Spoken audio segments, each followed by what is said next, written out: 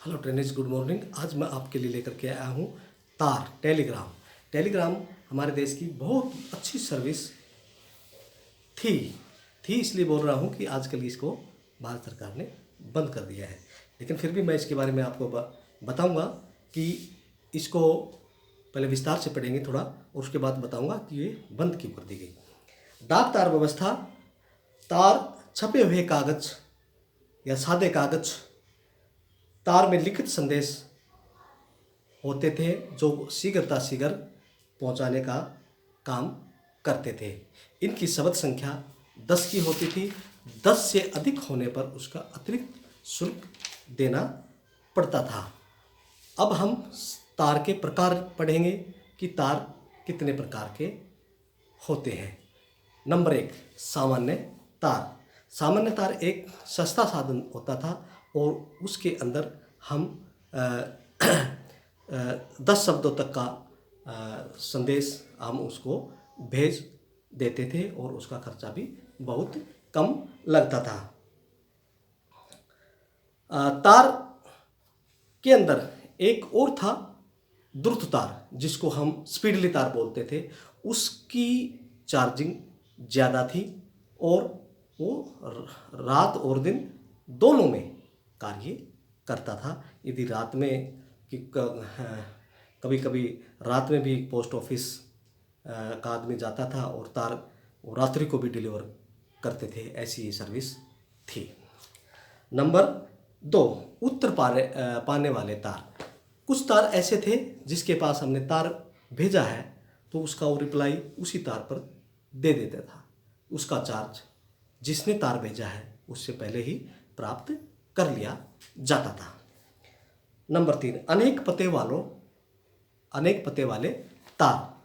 अनेक पते वाले तार का मतलब यह कि ये ज़्यादातर तारे व्यावसायिक प्रतिष्ठान करते थे, क्योंकि उनकी अलग उगाई है या सेल से संबंधित आंकड़े हैं, उनको अपने डीलर्स को, एजेंट्स को भेजने होते थे। उनका संदेश एक सा होता था, तो फिर उस संदेश को अनेक संदेश एक होता था और पते अनेक होते थे, तो फिर हम उनको भेज देते थे। बधाई तार अगला है। बधाई तार। बधाई तार ये भी एक बिल्कुल कम खर्चे वाला तार था। यहाँ इसके अंदर एक कोड होता था। जैसे किसी का शोक संदेश है तो उसका कोड बना होता था, किसी का शोक संदेश का 100 से कोड बना हुआ था, या बधाई संदेश है उसका भी कोड बना हुआ था। उस कोड से ही वो संदेश बधाई का या शोक संदेश का चला जाता था। अगला था विदेशी तार। विदेशी तार खर्चीला होता था जो केवल ग्राम के माध्यम से भेजा जाता था। नंबर 7 था सांकेतिक तार। सांकेतिक तार वो तार होते थे जो कोड प्रणाली के जरिए चलते थे, जो भेजने वाला और पाने वाला उन कोड के जरिए उसकी भाषा को समझते थे। फोनोग्राम। फोनोग्राम का मतलब है टेलीफोन पर संदेश भेजे जाते थे। इसके लिए टेलीफोन होना आवश्यक था। टेलीफोन नंबर लिखकर संदेश लिखा जाता था और उसके पश्चात तारघर टेलीफोन को सुना देता था जिसका संदेश होता था, और उसके बाद ये संदेश उसके पास पहुंच जाता था। ये थी हमारी टेलीग्राम की सर्विसेज।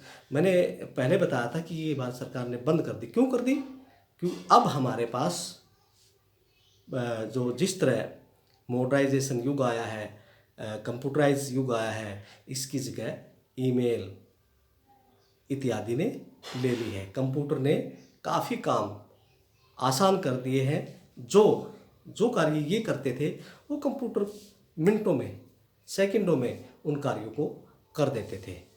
अब इसकी जगह कंप्यूटर ने ले ली है, तो इस व्यवस्था को भारत सरकार ने बंद कर दिया है।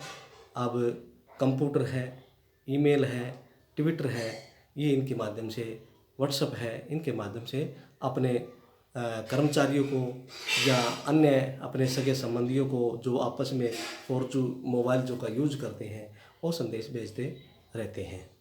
तो ये थी हमारी टेलीग्राम की जो सर्विसेज थी वो सर्विसेज आपको मैंने बताई है और इसके बंद होने का कारण भी आपको मैंने बता दिया है। और इस सर्विस का बहुत बड़ा इतिहास है। ये कब चालू हुई, किसने चालू की, इसके एक विस्तार से आप चैप्टर को पढ़ सकते हैं। Good bye.